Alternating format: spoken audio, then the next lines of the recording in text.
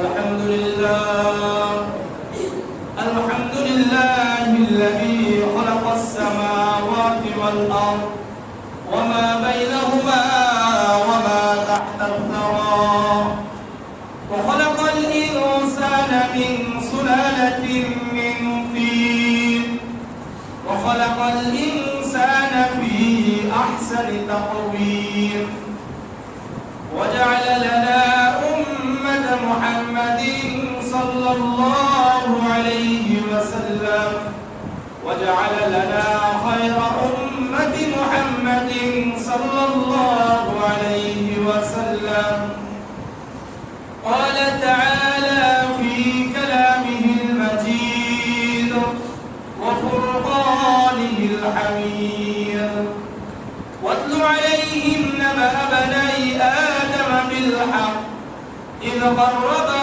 قربانا فتقبل من أحدهما ولم يتقبل من الآخر قال لأقتلنك قال إنما يتقبل الله من المتقين وقال تعالى إن الله وملائكته يصلون على النبي يا أيها الذين آمنوا صلوا عليه وسلموا تسليما اللهم صل على محمد وعلى آل محمد كما صليت على إبراهيم وعلى آل إبراهيم إنك حميد مجيد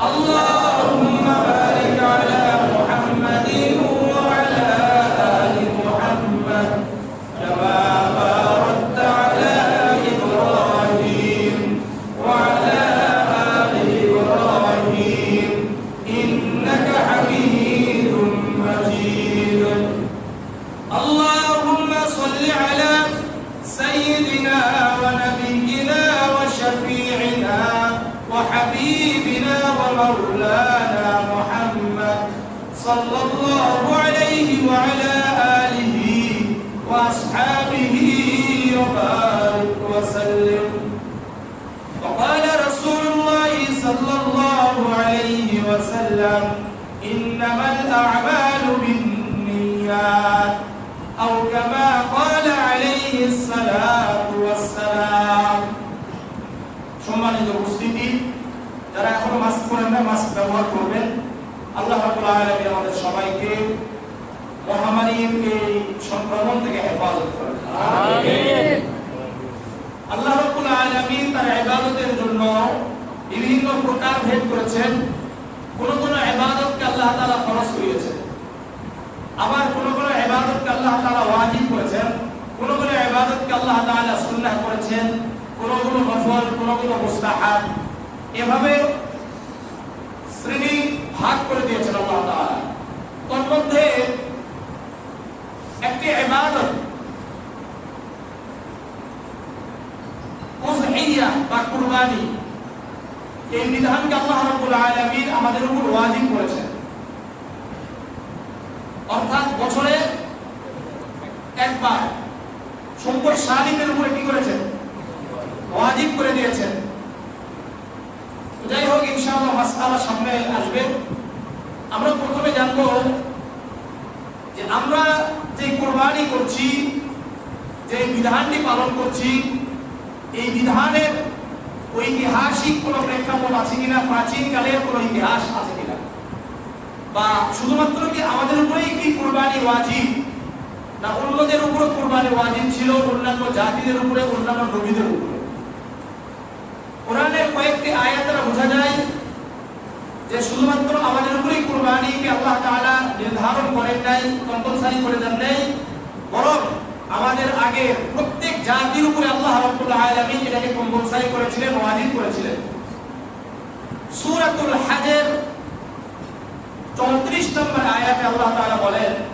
ওয়ালিকুল্লি উম্মাতিন জাআলনা মাওসাকাল লিয়াযকুরু ইসমাল্লাহি আলা মা রাযাকাহুম মিন বাহিমাতিল আনআম আল্লাহ বলেন ওয়ালিকুল্লি উম্মাতিন জাআলনা মানসাকান, আমি আল্লাহ প্রত্যেক জাতির জন্য কুরবানিকে নির্ধারণ করে দিয়েছিলাম। পৃথিবীতে যত জাতি পৃথিবীতে এসেছে, যত নবী এবং রাসূল এসেছে, প্রত্যেকের জন্যই কুরবানিকে নির্ধারণ করে দিয়েছিলেন। কি কারণে নির্ধারণ করেছিলেন? আল্লাহ নিজেই বলছেন লিয়াযকুরু ইসমাল্লাহি আলা মা রাযাকাহুম মিন বাহিমাতিল আনআম, যাতে করে তারা আল্লাহ রাব্বুল আলামিনকে স্মরণ করে। তাদেরকে আমি আল্লাহ যে জীবজন্তুর মাধ্যমে রিজিক দান করেছি, ওই জীবজন্তুকে জবাহের মাধ্যমে আমি আল্লাহকে স্মরণ করবে।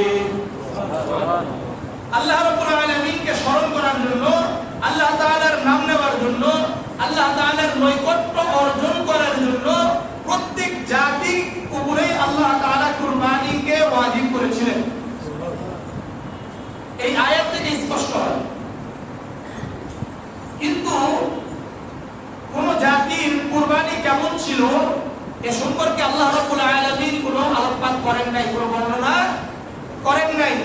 শুধুমাত্র হযরত আদম আলাইহিস সালাতু ওয়াস সালামের দুই পুত্র, দুই সন্তান হাবিল এবং কাবিলের ঐতিহাসিক প্রাচীন কুরবানির আলোচনা আল্লাহ রাব্বুল আলামিন কোরআনে করেছেন। আমরা যে কুরবানি করি এটা হযরত ইব্রাহিম আলাইহিস সালাতু ওয়াস সালাম এবং ইসমাঈল আলাইহিস সালাতু ওয়াস সালামের কুরবানি।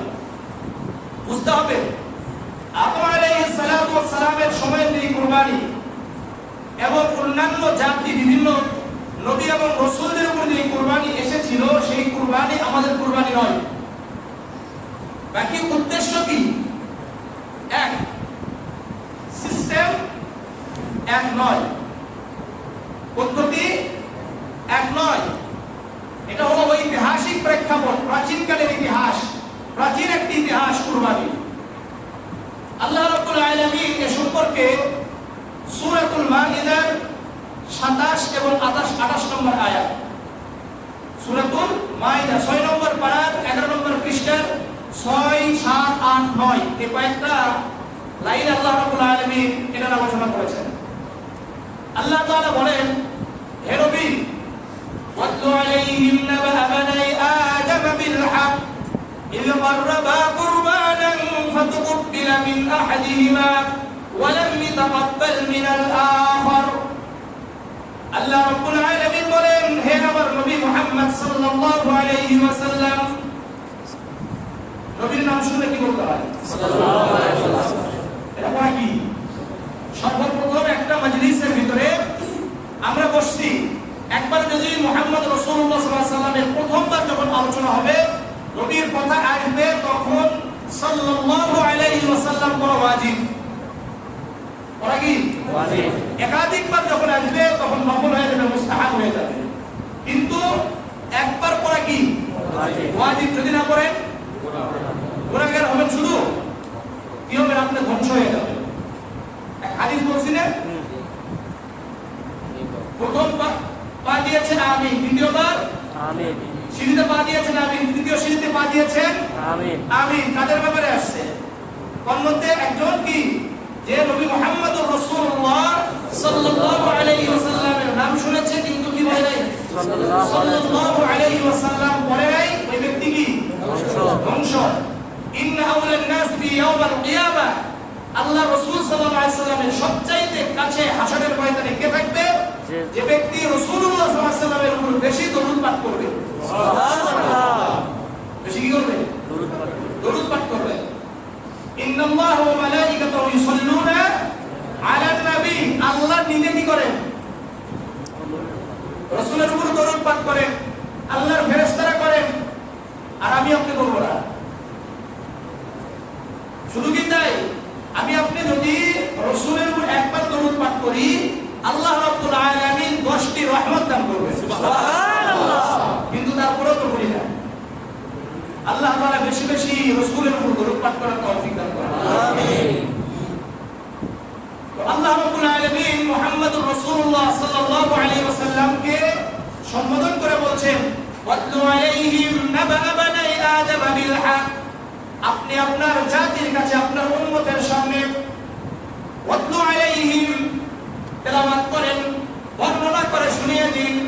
নাবা বানাই আদম বিল হক, আদম আলাইহিস সালাতু ওয়াস সালামের দুই পুত্রের ঘটনা, কয় পুত্রের ঘটনা?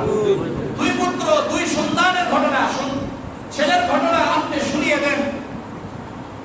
দুই পুত্রের মধ্যে একজনের নাম হাবিল, আরেকজনের নাম কাবিল। এরপর আল্লাহ বলেন নাবা আবানাই আদম বিল হক, সঠিকভাবে বিশুদ্ধভাবে আকবিস করা যাবে না, কমানোও যাবে না, বৃদ্ধি করাও যাবে না। এখানে আল্লাহ তাআলা নবীকে কেন বললেন? নবী কি আকবিস করতেন? তাহলে কেন বললেন? আমাদেরকে বোঝানোর জন্য যে আমরা বিভিন্ন সময় বিভিন্ন কথা যখন বিভিন্ন জায়গায় বর্ণনা করি, আকবিস করি কি করি না? নিজের মন মতো কিছু কথা ঢুকিয়ে দেওয়ার জন্য চেষ্টা করি। আল্লাহ রাব্বুল আলামিন এটা শিখাইতে যাচ্ছেন, আমাদেরকে বোঝানোর, আমাদের উদ্দেশ্যে বলছেন যে না, যখন তুমি কোনো বর্ণনা, কোনো কথাকে কারো সামনে বলবে, তখন নিজের থেকে কোনো কথা ঢুকানো যাবে না। মন গড়া একটা ঘটনা বলছি, একটা বিশেষ আলোচনা হচ্ছে, সেখানে মন গড়া কিছু কথা আমারটাও ঢুকিয়ে দিলাম, কাটছাট করে দিলাম, এটা হারাম, এটা নিষিদ্ধ। কাটছাট করা যাবে না, বাড়ানো যাবে না, কমানো যাবে না। কিন্তু আমাদের মাঝে বাড়াবাড়ি আছে কি নাই? আবার ছাড়াছাড়ি আছে কি নাই? বাড়াবাড়িও আছে, ছাড়াছাড়িও আছে। নিজের পক্ষে যেটা আছে এটা বলে, নিজের পক্ষে নিজের ভালো লাগে না এটা কি করে? বাদ দিয়ে দেয়। এমনকি কোরআনের আয়াতকে নিয়েও কি করে? গোজামিল করার চেষ্টা করে কি করে না? হাদিসকে নিয়ে তো আছে, আল্লাহ তাআলা হেফাজত করে। বরং কোরআনে যা আছে, হাদিসে যা আছে, এগুলো উম্মতের সামনে সঠিকভাবে যতগুলো বর্ণনা আছে বলার চেষ্টা করা দরকার এবং বোঝানো দরকার।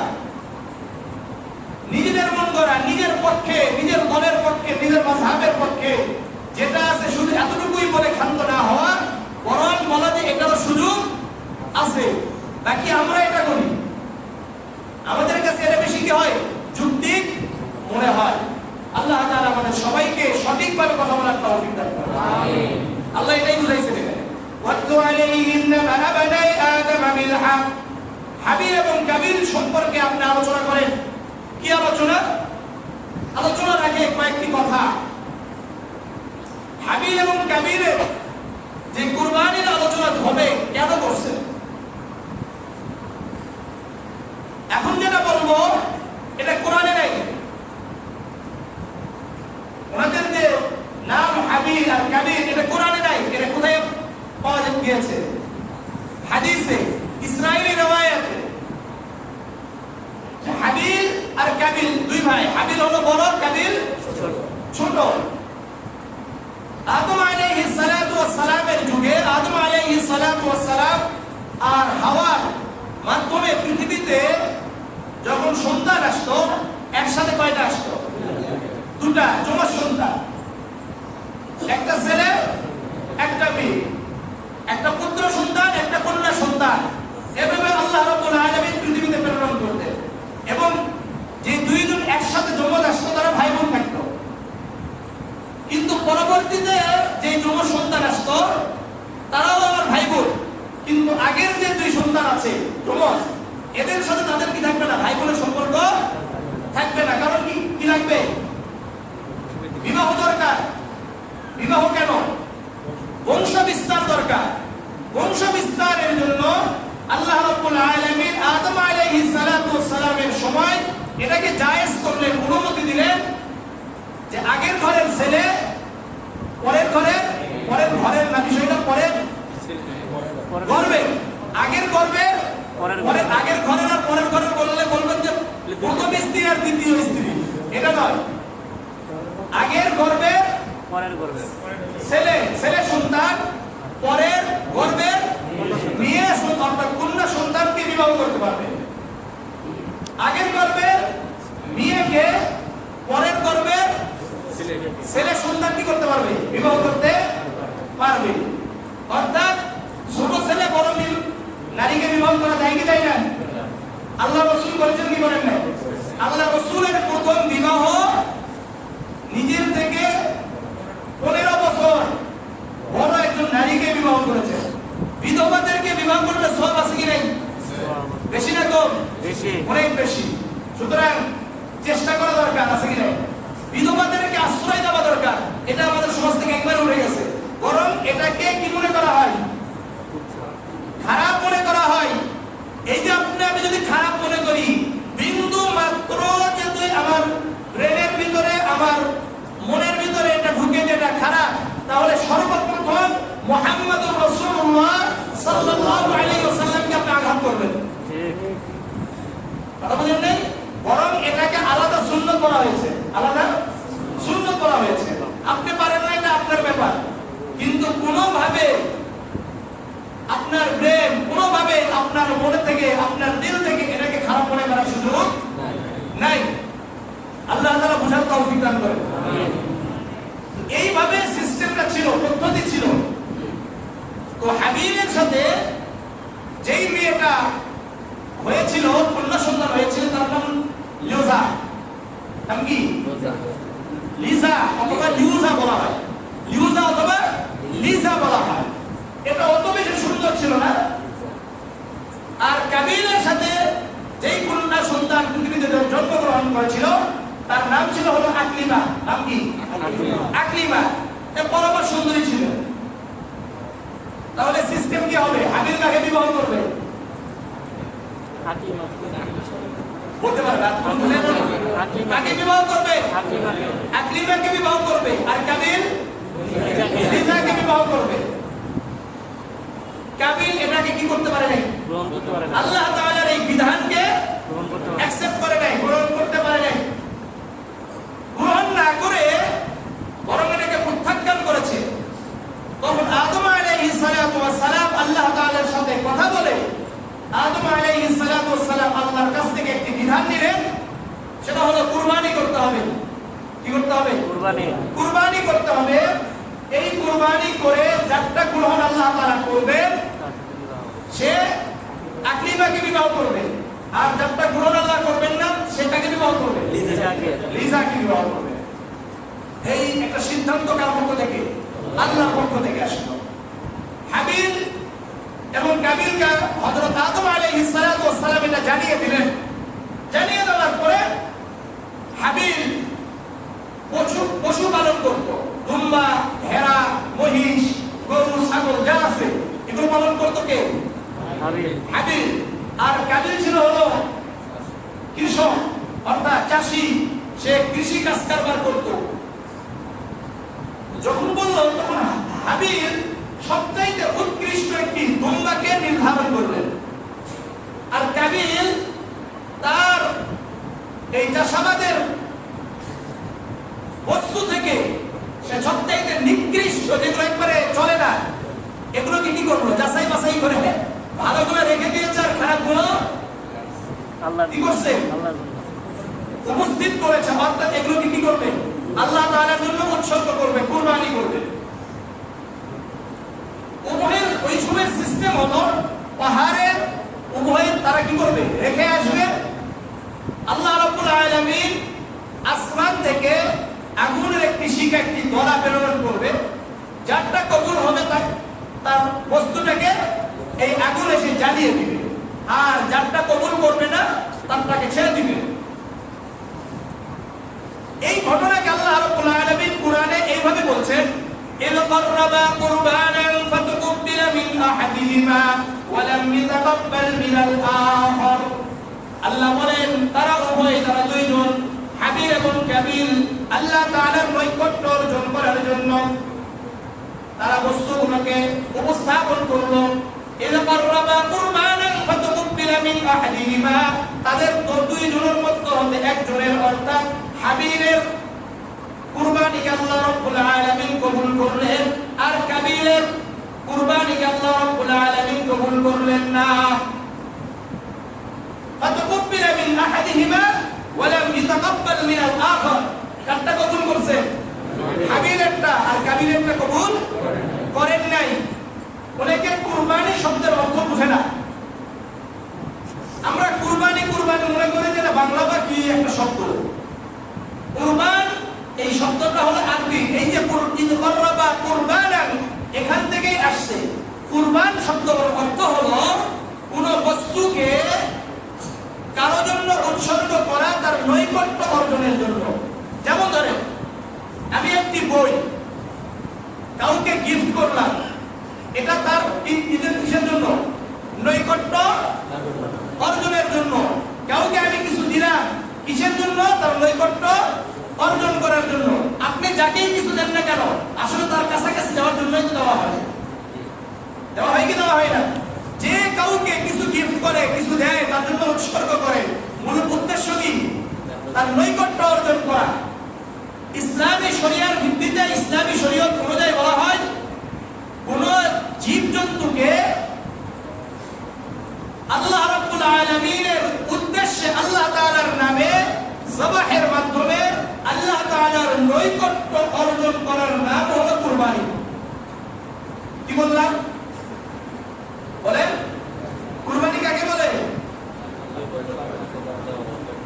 আল্লাহ তাআলার উদ্দেশ্যে কোন জীবজন্তুকে যবাহের মাধ্যমে আল্লাহ তাআলার নৈকট্য অর্জন করার নাম কুরবানি। মনে রাখবেন, এই কুরবানি কোরআনে আর কয়েকটি নামেও আছে। যেমন আল্লাহ রাব্বুল আলামিন মানসাকান ব্যবহার করেছেন, যেটা আমি একটু আগে একটি আয়াত পড়েছিলাম, ওয়ালিকুল্লি উম্মাতিন জাআলনা মানসাকান। এই মানসাকান শব্দের অর্থ কি? কুরবানি। আবার নুসুক শব্দের অর্থ কি? কুরবানি। সূরাতুল আনআমের 162 নম্বর আয়াত আল্লাহ বলেন, কুল ইন্না সলাতি ওয়া নুসুকি ওয়া মাহইয়ায়া ওয়া মামাতি লিল্লাহি রাব্বিল আলামিন। কুল ইন্না সলাতি, হে নবী আপনি বলেন, কুল ইন্না সলাতি, আমার সালাত, আমার নামাজ আল্লাহর জন্য, ওয়া নুসুকি, আমার কুরবানি কার জন্য? আল্লাহর জন্য, ওয়া মাহইয়ায়া, আমার জীবন আল্লাহর জন্য, ওয়া মামাতি, আমার মৃত্যু আল্লাহর জন্য হবে। সব কিছু কার জন্য হতে হবে? আল্লাহর জন্য হতে হবে। এই জন্য যখন আমি আপনি কুরবানি করব, তখন নিজের নামে দিব না আল্লাহর নামে দিব? আর আমরা কিসের নামে দিই? কার কার নামে হবে এই কথা আমাদের সমাজে আছে কি না? আছে। শুধু কি তাই, আমরা আবার কি করি? লিস্ট করি, কার কার নামে হবে লিস্ট করে। আবার সাথে পিতার নাম, পারলে এলাকার নামও দিবে। যেমন বিবাহিত করে না, বিবাহ অমুক নিবাসী, তুমুক নিবাসী বলে বিশাল করে একটা, মানে শর্টকাট জিনিসটাকে বিশাল এক কঠিন ব্যাপার বানিয়ে ফেললো। এটা লিখতে সময় লাগে কি লাগে না? এই ব্যাপারে সময় নষ্ট। আল্লাহ যেভাবে দিয়েছেন সেভাবে ভালো লাগে না, রাসূল যেভাবে দিয়েছেন সেটা ভালো লাগে না। নিজেদের মন গড়া সিস্টেমে করার চেষ্টা, মন গড়া সিস্টেমে করার চিন্তা ভাবনা, এটাকে পরিত্যাগ করা দরকার। কারণ আল্লাহ বলেছেন, ইন্নাহু আলিমুম বিযাতিস সুদূর। আল্লাহ রাব্বুল আলামিন আমার আপনার অন্তরের অবস্থা জানেন কি জানেন না? আপনি আমি যেদিন কুরবানির নিয়ত করেছি, যেদিন পশু কেনার জন্য গিয়েছি, এটা আল্লাহ জানে না? না জানে না? আমার আপনার অন্তরে কি নিয়ত আছে এটাও আল্লাহ জানেন কি জানেন না? যার নিয়ত সহিহ, যার নিয়ত আল্লাহর জন্য, সেটা কি করবেন? কবুল করবেন। যেটা আল্লাহর জন্য হবে না সেটা কবুল করবেন না। আসলে হাবিলের নিয়ত কার জন্য? আল্লাহর জন্য। কাবিলের নিয়ত কার জন্য? বিবাহের জন্য। আমরা কুরবানি করি, নিয়ত হলো মানুষকে দেখানোর জন্য। আমি এত বড় কুরবানি করেছি, আমি এত প্রভাবশালী, আমার টাকা পয়সা বেশি আছে, এই যে নিয়ত ভিতরে ভিতরে, এই নিয়ত যদি থাকে, তাহলে আপনি পুরো দুনিয়ার যত গরু আছে সব গরুকে জবাহ করলেও আল্লাহ তাআলার পক্ষ থেকে আমি আপনি বিন্দুমাত্র পুণ্যের আশা করতে পারি না, সওয়াব আশা করতে পারি না। কিন্তু আমার সাধ্য অনুযায়ী, আমার সামর্থ্য অনুযায়ী একটি ছোটখাটো ছাগলও যদি আমি কি করবি আল্লাহ তাআলার নামে আমাদের পক্ষ থেকে খালেস নিয়তে এক নিষ্ঠার সাথে আল্লাহ তাআলার জন্য যদি আমি আপনি কুরবানি করতে পারি, বিসমিল্লাহি আল্লাহু আকবার বলে আমরা নিজেদের কুরবানিগুলো যদি নিজেরা জবাহ করে নিতে পারি, অবশ্যই অবশ্যই আল্লাহ রাব্বুল আলামিন প্রতিটি পশমের বিনিময়ে সওয়াব দিবেন। আর যদি নিয়তের মধ্যে বিন্দুমাত্র ভেজাল থাকে তাহলে আমি আপনি একটি পশমেরও সওয়াব পাবো না, শুধু গোশত খাওয়া হবে।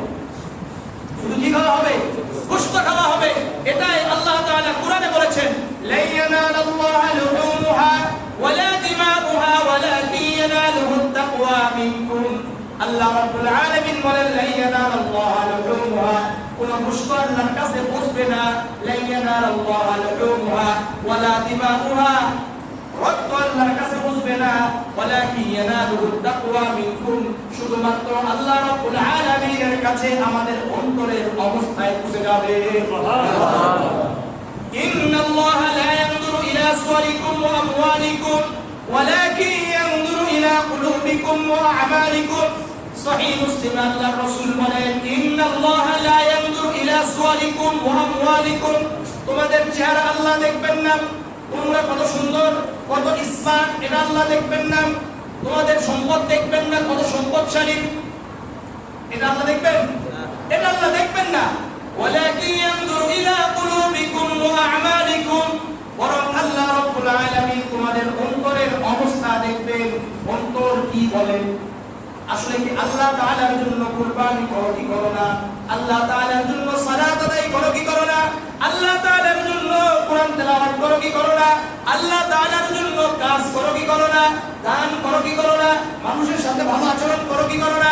ইলম শিখেছো আল্লাহর জন্য না আল্লাহর জন্য না? এটা আল্লাহ তাআলা দেখবেন কি দেখবেন না?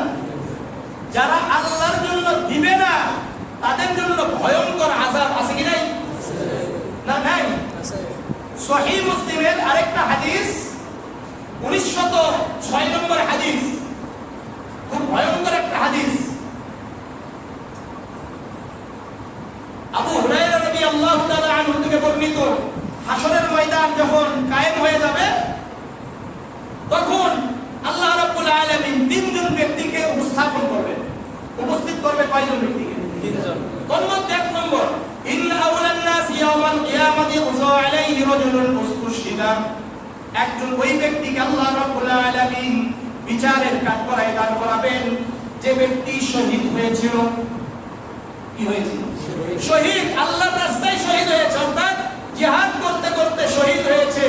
লিআলাই কালিমাতিল্লাহ, আল্লাহ তাআলার কালিমাকে উঁচু করার জন্য, ইসলামকে প্রচার করার জন্য শহীদ হয়েছিল। তখন আল্লাহ তাআলা তাকে কি করবেন? উতিয়া বিহি, তাকে উপস্থাপন করবেন, সবার সামনে উপস্থিত করবে। ফাআরফাহু নি'মা ফাআরফা নি'মাহু, এবং আল্লাহ তাআলা তাকে যে বীরত্ব দান করেছিলেন, জিহাদ করার ক্ষমতা দিয়েছিলেন, এটা তার সামনে উপস্থাপন করা হবে এবং বলা হবে, আমি আল্লাহ তোমাকে যে নিয়ামত দান করেছিলাম, অনুগ্রহ করেছিলাম, এটা তুমি কি করেছো? ফাআরফাহা, সে এটাকে স্বীকার করবে। এরপর আল্লাহ বলবেন, ফামা আমিলতা ফিহা, আমি আল্লাহ তোমাকে যে নিয়ামত দান করলাম এই নিয়ামত নিয়ে তুমি কি আমল করেছো? সে বলবে, কাতালতু হাত্তা উস্তুশহিদতু, আমি জিহাদ করতে করতে শহীদ হয়ে গিয়েছি। কি করছে? জিহাদ করতে করতে শহীদ হয়েছি।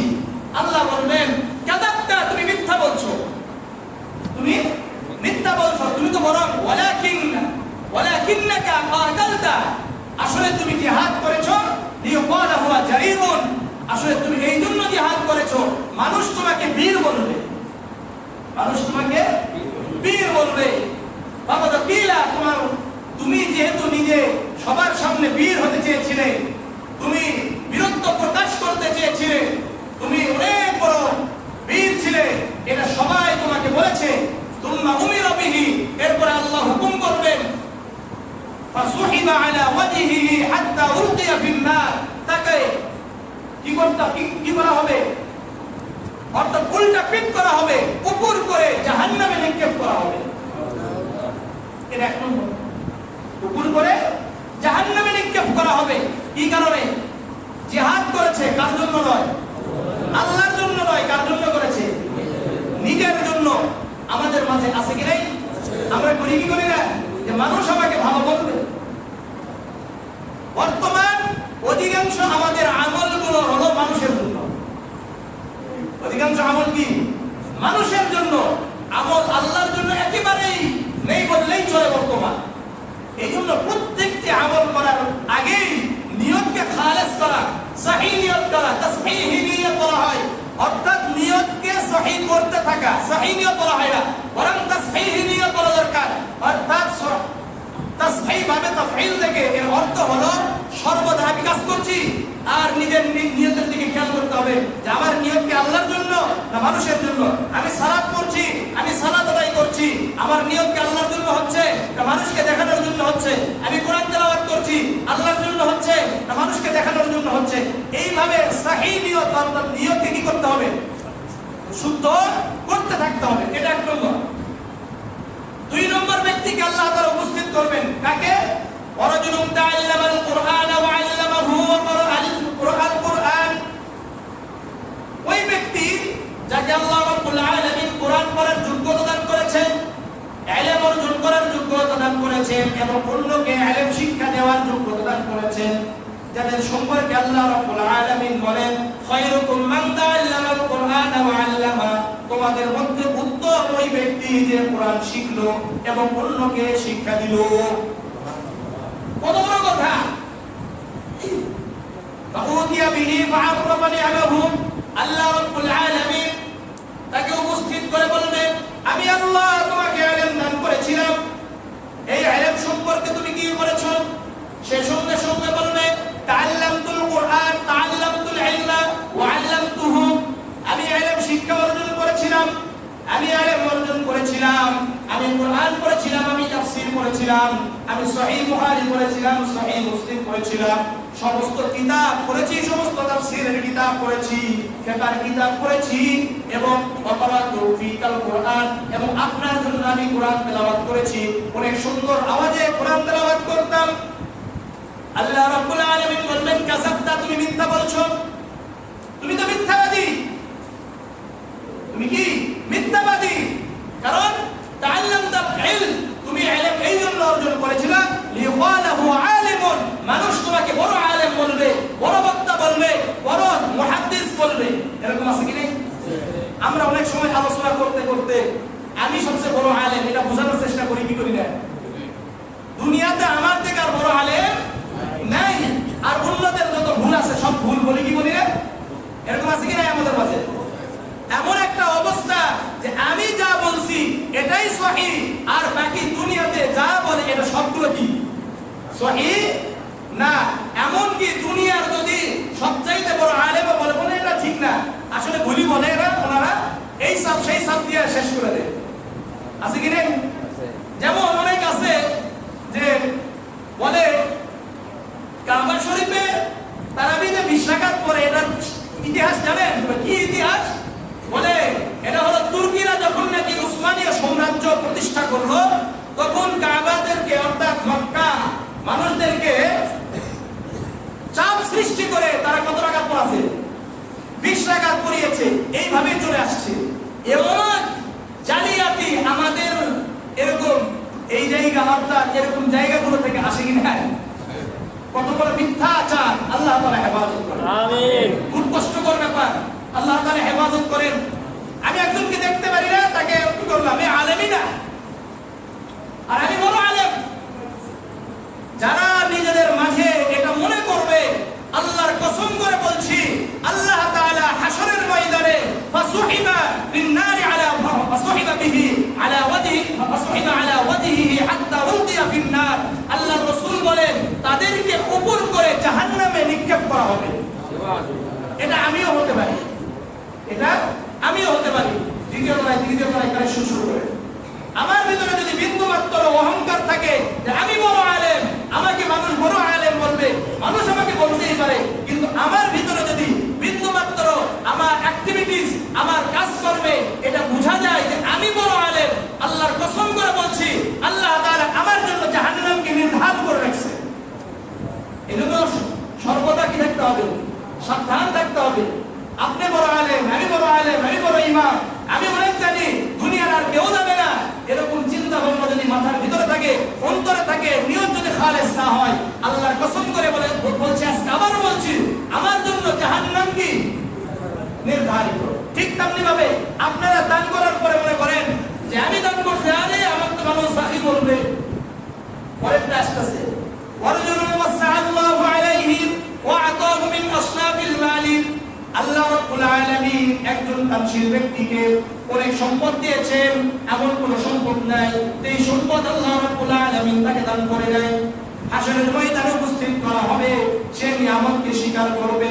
এরপরে আল্লাহ রাব্বুল আলামিন বলবেন, আমা আমিলতা ফিহা, তোমাকে আমি আল্লাহ যে নিয়ামত দান করেছিলাম এই নিয়ামতগুলো নিয়ে কি করেছো? নিয়ামত নিয়ে কি করেছো? তখন সে বলবে, মা তারাকতু মিন সাবিলিন তুহিব্বু আন ইউনফিকা ফিহা ইল্লা আনফাকতু ফিহা মালাকা। এমন কোন রাস্তা নাই যে রাস্তা আপনি পছন্দ করেন, আমি আপনার জন্য মসজিদে টাকা দান করেছি, মাদ্রাসায় টাকা দান করেছি, কবরস্থানে টাকা দান করেছি, রাস্তা বানানোর জন্য টাকা দান করেছি, এভাবে বিভিন্ন জায়গায় এতিমখানায় টাকা দান করেছি, হাসপাতাল বানানোর জন্য টাকা দান করেছি, যত ভালো জায়গা আছে সমস্ত ভালো জায়গায় আমি টাকা দান করেছি, সম্পদ দিয়েছি। মসজিদের জন্য আমি কি দিয়েছি? জায়গা দিয়েছি। আবার আমি বিভিন্ন জায়গায় দান করে আমার নামটাও লিখে দিয়েছি। এরকম আছে কি না? হ্যাঁ, কিছুদিন আগে একটা নিউজ আসছে, কিছু কি দিয়েছিল? মাইক দিয়েছিল মসজিদে। কোথায়? মসজিদে কি দিয়েছে? মাইক দিয়েছে। ওনাকে সেক্রেটারি বানাই নাই, মসজিদ থেকে আবার কি করছে? মাইক গুলো খুলে নিয়ে গেছে। এরকম আছে কি নাই? আমাদের মাঝে নাই। পদ দেওয়া হয় নাই, দান করা বন্ধ করছে। এরকম আছে কি নাই? পদ দেয় নাই, মসজিদে আসা বন্ধ করে দিয়েছে। এরকম আছে কি নাই? যদি বিন্দু মাত্র আমার আপনার ভিতরে মসজিদ কার ঘর? কার ঘর বলে? যতক্ষণ পর্যন্ত মসজিদে আপনি আসা বন্ধ করবেন, কখন? আপনি আমি কমিটির জন্য মসজিদে আসা বন্ধ করতে পারবো না।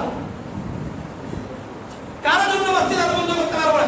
মসজিদে আসা বন্ধ করার একটাই কারণ হতে পারে, সেটা হলো ইমাম যিনি থাকবে সে শরীয়ত বিরোধী কোনো কাজ করে, এরকম ইমামের পিছনে নামাজ আপনি পড়বেন না। কথা বলেন, একটাই কারণ। কোনটা?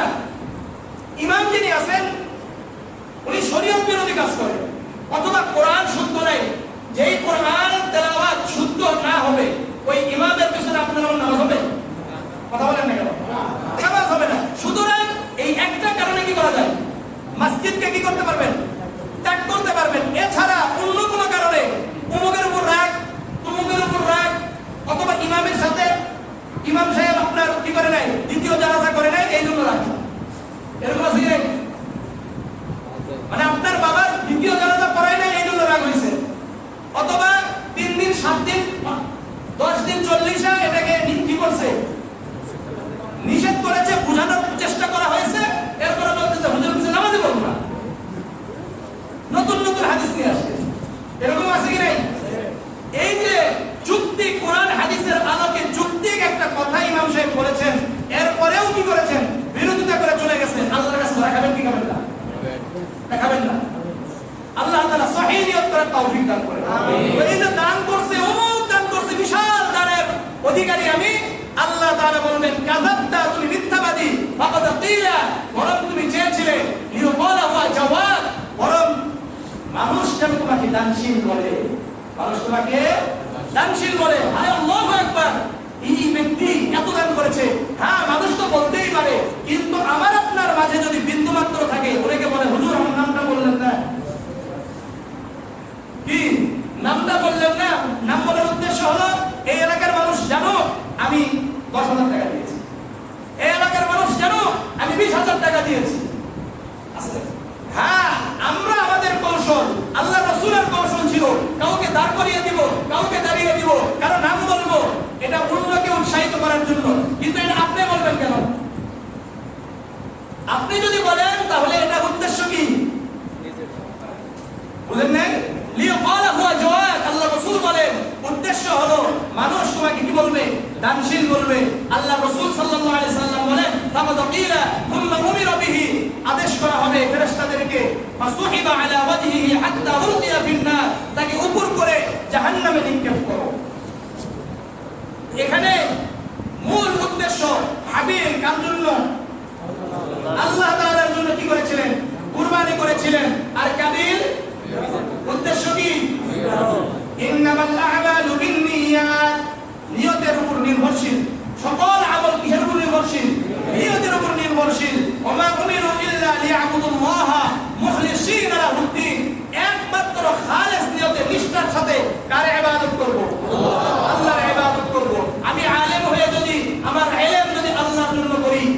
জন্য জান্নাত। আর আমার ইলম, আমি বক্তৃতা দিচ্ছি আল্লাহর জন্য নয়, বরং মানুষ আমাকে বড় বক্তা বলবে, মানুষ আমাকে বড় আলেম বলবে, এটা যদি বিন্দু মাত্র ভিতরে থাকে তাহলে অবশ্যই আমার জন্য জাহান্নাম অবধারিত। ঠিক তেমনি ভাবে আপনাদের জন্য এই একই কথা, আমি আপনি যারা দান করছি, দানের ভিতরে যদি বিন্দু মাত্র আল্লাহ তাআলা ছাড়া অন্য কারো উদ্দেশ্য হয়, কুরবানি যদি আল্লাহর উদ্দেশ্য ছাড়া অন্য কারো উদ্দেশ্য হয়, আপনি বড় গরু দিবেন, আলহামদুলিল্লাহ, নিয়ত থাকবে আল্লাহর জন্য দিচ্ছি, আর যেন মানুষ কি হয়, উপকৃত হয়, মানুষ যেন উপকৃত হয়। ফাকুলু মিনহা ওয়াত'ইমুল বালিসাল ফাকির, আল্লাহ বলেন তুমিও খাও, ফাকুলু মিনহা, অর্থাৎ কুরবানির গোশত তুমি নিজেও খাবে, ওয়াত'ইমুল বালিসাল ফাকির, এবং ফকিরদেরকে তুমি খাওয়াবে। উদ্দেশ্য ভালো, আলহামদুলিল্লাহ। আপনি যত বড় করে দেন, আপনি একটা জায়গায় দুটা দেন, গোশত বেশি পাবে না কম পাবে? চামড়ার ভাগ বেশি পাবে না কম পাবে? বেশি পাবে, কোনো সমস্যা নাই। যেখানে গোশত বেশি সেটার সিস্টেমে সেই পদ্ধতিকে গ্রহণ করেন, গ্রহণ করে কি করেন? কুরবানি করার জন্য চেষ্টা করব। নিয়ত কার জন্য? আল্লাহ তাআলার জন্য। অন্য কোনো নিয়ত যদি না থাকে, অর্থাৎ গোশত আমি খাবো, গোশত আমি খাবো, এই নিয়ত যদি না থাকে, আপনি গোশত তো খাবেনই, কারণ এটা কার পক্ষ থেকে? আল্লাহর পক্ষ থেকে আমাদের জন্য জিয়াফত। জিয়াফত বুঝেন? মেহমানদারি না? কার পক্ষ থেকে? আল্লাহর পক্ষ থেকে। আপনি সারা বছর গোশত খান, কোনো সমস্যা নাই, কিন্তু জবাহের সময় নিয়তটা কার জন্য? আল্লাহর জন্য। আল্লাহ যদি আমাকে খাওয়ায়, আপনার সমস্যা কোথায়? এই জন্য তো ঈদের, কুরবানি ঈদের যে 4 দিন, 10, 11, 12, 13 রোজা রাখা পর্যন্ত আল্লাহ তাআলা হারাম করে দিয়েছেন, যেন আপনি বেশি বেশি গোশত খাইতে পারেন, আমি যেন বেশি বেশি গোশত খাইতে পারি। এই জন্য কি করছেন? রোজাই কি করে দিয়েছেন? হারাম করে দিয়েছেন। আর ঈদুল ফিতরের কয় দিন? 1 দিন। তাহলে বছরে রোজা রাখা হারাম কয় দিন? 5 দিন। 5 দিন। কয় দিন? 5 দিন। এটা মনে রাখবেন সারা জীবনের জন্য। ঈদুল আজহার 4, ঈদুল ফিতরে 1 দিন। রোজা যদি কেউ রাখে হারাম কাজ করবে, গুনাহের কাজ করবে। এই জন্য বলা হয় ইবাদত হলো আল্লাহ তাআলার হুকুমের নাম। ইবাদত কার হুকুমের নাম? আল্লাহর হুকুম যেখানে যেভাবে আছে সেটা সেইভাবে করার নাম ইবাদত। যদি আল্লাহর হুকুম ছাড়া নিজে মন করে কোনো কিছু করি, হারাম। এজন্য বলি যে সালাতটা ইবাদত নয়, সালাত আল্লাহর আদেশ। আপনি আমি যদি সালাত সূর্য একেবারে যখন মাথার উপরে আসছে, আমি আপনি সালাত আদায় করতে পারবো? করলে কি হবে? সূর্য যখন নাকি উদিত হচ্ছে তখন পারবেন? নাপাক অবস্থায় সালাত আদায় করা যাবে না। কোরআন তেলাওয়াত করা যাবে না। যদি করি, যদি কোরআন তেলাওয়াত করে ইবাদত হইতো, তাহলে আপনি কোরআন তেলাওয়াত করলে সওয়াব হবে না কেন? কারণ এখানে কি নাই? আল্লাহর হুকুম নাই, এখানে নিষেধ। এই জন্য আল্লাহ তাআলার হুকুম, রাসূলের তরিকার নাম ইবাদত। কি বলেন?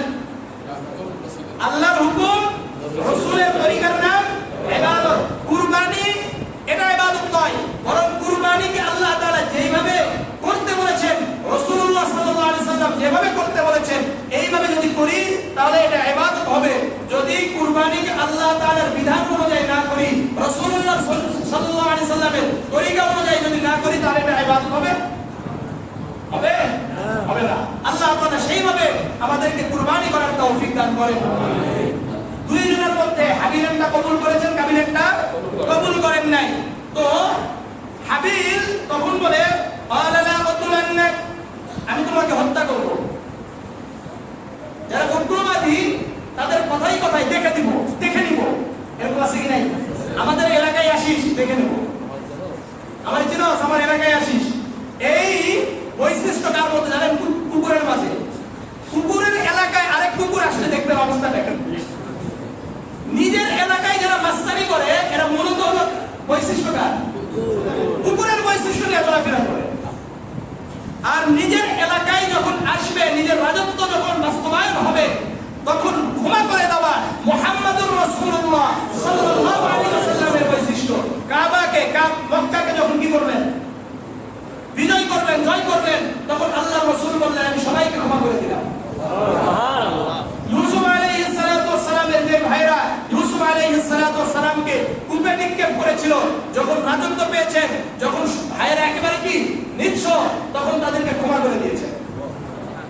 তাহলে নিজের এলাকায় যদি আমার প্রতিদ্বন্দ্বী আসে, আমার এখন কি আছে? ক্ষমতা আছে। এখন ক্ষমা করে দেওয়া এটা মুহাম্মদুর রাসূলুল্লাহর বৈশিষ্ট্য। কিন্তু আমি দেখে দিব এই সেই কিছু আছে কি নাই, এবং আসলেও তো কি করে, মারামারি আছে কি নাই? আছে। ওই এলাকায় কোন এলাকায় একবার গালি দিয়েছে অথবা সালাম দেয় নাই, ওটা কি করে এলাকায় আসতে ধরে, এবং একসাথে কয়েকজন, মানে কাপুরুষ হলে যা হয়। আল্লাহ তাআলা এই সমস্ত গুনাহের কাছ থেকে, অশ্লীল কাছ থেকে, নোংরা কাছ থেকে আমাদেরকে হেফাজত করুন। আমিন। তো তখন দেখেন কাবিল বলল আমি তোমাকে হত্যা করব, আর হাবিল ভদ্র মানুষ, উনি কি বলছেন? ক্বালা ইন্নামা ইয়াতাকাব্বালুল্লাহু মিনাল মুত্তাকিন। আসলে আল্লাহ রাব্বুল আলামিন তার কুরবানিকেই কবুল করবেন, যে মুত্তাকি হবে, যে আল্লাহ তাআলার জন্য কুরবানি করবে, তারটা কবুল করবে। তুমি তো আসলে আল্লাহর জন্য করো নাই, এই জন্য কবুল করে নাই, আর আমি আল্লাহর জন্য করেছি, এই জন্য আল্লাহ কবুল করেছেন। এটা হলো ভদ্রদের কথা। ভদ্র ব্যক্তিদের কথা হবে কি? নম্রতার সাথে, ভদ্রতার সাথে, মার্জিত ভাষায় কথা বলতে হবে। মানুষকে মার্জিত ভাষায়, আপনাকে কেউ গালি দিয়েছে, আপনিও গালি দিলেন, তাহলে তার মাঝে আর আপনার মাঝে কোনো পার্থক্য নাই। আমাকে এলাকার কেউ গালি দিয়েছে, এখন আমিও বললাম হ্যাঁ আমার চিনেন, আমি এলাকার ইমাম সাহেব, এরকম আছে কি নাই? দেখে নেবো এই এলাকার সবগুলো আমার মুসল্লি, কি মাস্তানি করবে আমার সাথে, এর অর্থ হলো ইমাম সাহেব কি অভদ্র, কারণ তার সাথে খারাপ আচরণ করেছে, ইমাম সাহেবের চুপ থাকা দরকার ছিল।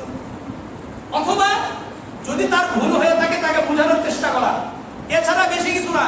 কিন্তু দেখে নিব এই সমস্ত কথা যদি বলে তাহলে মনে করতে হবে ইমাম সাহেব কি অভদ্র। আল্লাহ তাআলা বুঝতে পারতেছেন? আমাকে কেউ গালি দিল, আমিও গালি দিলাম। কুকুর কামড় দিয়েছে, আপনি কুকুরকে কামড় দিবেন?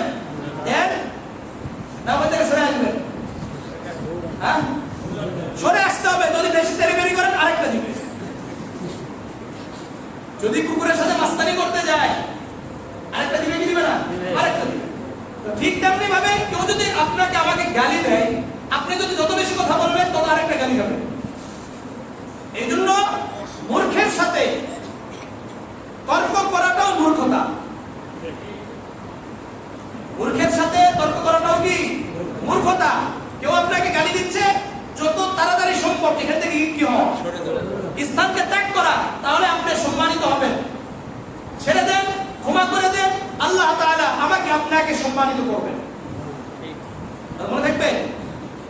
শেষ কথা বলি, লা ইন বাসাতা ইলাইয়া ইয়াদাকা লিতাকতুলানি মা আনা বিবাসিদি ইয়াদি ইলাইকা লিয়াকতুলাক।